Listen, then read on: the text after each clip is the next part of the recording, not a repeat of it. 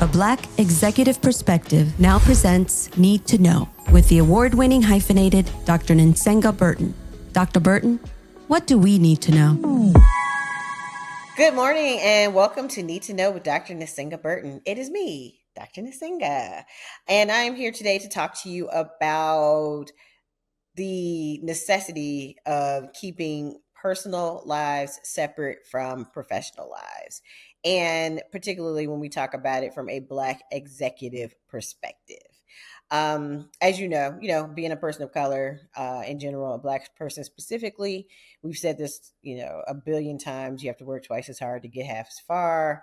You often are not given the same grace as others. And so when you make mistakes or have challenges, they are not forgiven, and they often result in your demotion or termination or what have you, while you have watched other people just fail up and fail upward and fail upward and fail upward for whatever reasons. Some of it's, culture, some of it's racism, some of it's sexism, some of it's all of the isms. But for whatever reasons, and there are many, when you are in a particular place, as you're an executive, you're a CEO, you're a president, you're in the C-suite, if you will. When you are a Black person, a person of color, and you haven't been there before, right?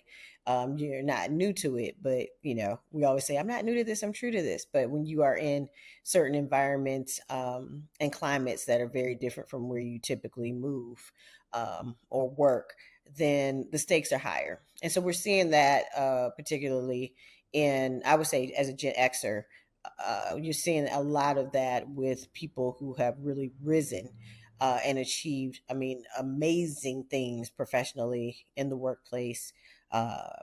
They have transgressed every type of financial, economic, I would even say racial boundary based on their ability to accumulate enormous wealth and access to resources that are traditionally and historically hard to access when you come from a historically disenfranchised population. So when you do have the opportunity to get to that place, the stakes are higher in terms of how you conduct yourself personally as it relates to your professional brand or image. And so you may be able to, so despite the fact that you are an amazing entrepreneur or an amazing business person or an amazing executive or whatever term you want to use, and you are functioning at the highest level of the profession, you are an influencer, you are a game changer, you are a trailblazer, you can create opportunities for others, you can move in a way that most people are unable to move within your industry, and even to those industries that are tangential, based on who you are and what you have come and who you are, who you have become, and what you have built. But having said all of that, when your personal life is not in alignment with your professional rise, that's when you see the downfall. So, a lot of people are talking about Sean Combs. You can look at Jeffrey Epstein. You can look at Russell Simmons. You can look at, lots of people. I'm blanking on the woman who's now in jail, who built this company, and it turned out she was a fraudster and all the things. But it cuts across class, race, gender, all of the things.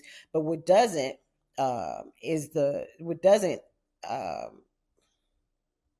you can look at a number of examples of real world examples where this has happened. But, despite the differences in those people, the one thing that remains unchanged is, if your personal life is not together, i.e., in lockstep pretty much with normative values, then the fall will be harder. Right? And so what you might think is acceptable behavior because you're in entertainment, if you will. And entertainment, let me just say, as someone who's worked in entertainment and continues to work in entertainment to some extent, based on my areas of expertise and my skill set and what I went to school for, entertainment can be a very disgusting place. And now when I think about the things when I was younger, like the only time I've ever been offered drugs, illicit drugs, cocaine or whatever, is in entertainment spaces. At work. You don't even have to be at a party. But it is just a very complicated place. It is, you know, the boundaries are blurred between what's appropriate and what isn't in some cases. In other cases, it's just downright denigrating for women. I would say most women, if not all women, and certainly people who are trying to get into these places and trying to rise in these places. And then there's a culture of debauchery. I mean, it's just point blank. And and this is not did not originate with Gen X. Casting couch term goes all the way back to the turn of the last century. And so these things have been happening, and they have been allowed to happen and to go on, for decades. See Hugh Hefner, right? Um, because the business prevailed, right? So if you are meeting a bottom line, if you are celebrated in society based on your business acumen and achievements, in the United States, we worship wealth. People don't like to say that. I worship God. Yeah, a lot of us worship wealth and don't know the difference, but that's another podcast. So we worship wealth and things of that nature. And so people who participate in these, some of these heinous acts, like sex trafficking, and things of that nature, are often elevated, professionally. But what always happens in 2024, and I would say successive years, you're going to be caught and you're going to fall because culture has changed and society has changed, right? And so even though we don't want to go back to a time where we had these rigid gender norms and these rigid ideas about what constitutes a family. I'm not talking about archaic things that are just not really reflective of the society in which we live, right? And have always lived, quite frankly. But I'm talking about the illegal activities or anything that can be construed as illegal, um, based on behaviors that are just not normative. Um, and when that bleeds into your professional space, that's how you fall. So it's not, uh, people going after Mr. Cosby because he tried to buy NBC. People going after Mr. Combs because he tried to buy BET or whatever. It is really because the behaviors that they've been engaging in are not in keeping with what is not only considered appropriate for someone of their status, but also it is not keeping up with the laws and how the laws have changed and continue to change, um, throughout history, throughout society, throughout time. And so if you can't get a handle on your personal behavior, then follow the law, and that should help you. Because the point of this podcast is to say that when you are working and operating at a higher level, when you become a role model, when you become the CEO of something, when you become a billionaire or close to a billionaire, the stakes are higher and the expectations are greater in terms of what your behavior will be.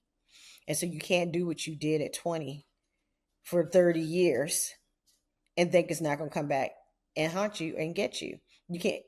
Laws change over time. So even if you got away with it at 20, you're not getting away with it at 40. Definitely not at 50. Certainly not at 60. You're not getting away with it.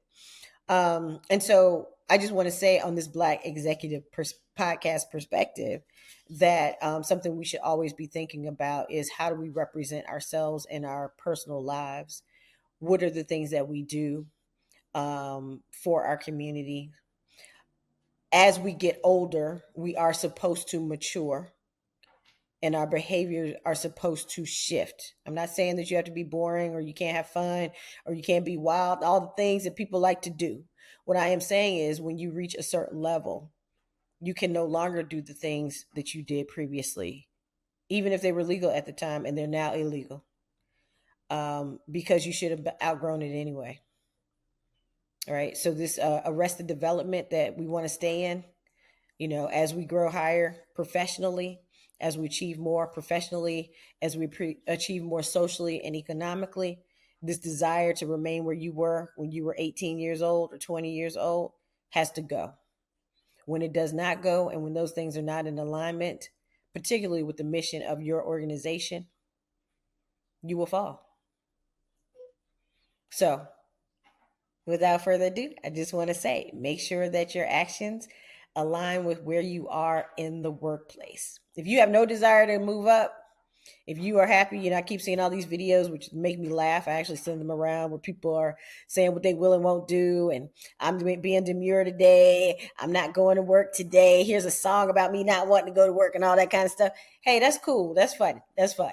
It makes me laugh. I think we all have some of that in our heads sometimes. Like, oh my gosh, why do I have to go to work today? I don't feel like it, but you have to do it, right? So I get that. But if you have goals and aspirations, if you want to rise to the top of your field, the top of your company, you have a company, you own your own company, and you want to do business with major corporations or government entities, things of that nature, nonprofits, the same thing, then you have got to have your personal life together, and it has to align such that your personal life does not become a problem for your professional life, and vice versa, I would add. So thank you for tuning in to a Black Executive Podcast Perspective. So thank you for tuning into a Black Executive Perspective podcast today, and I'll see you next week. A Black Executive Perspective.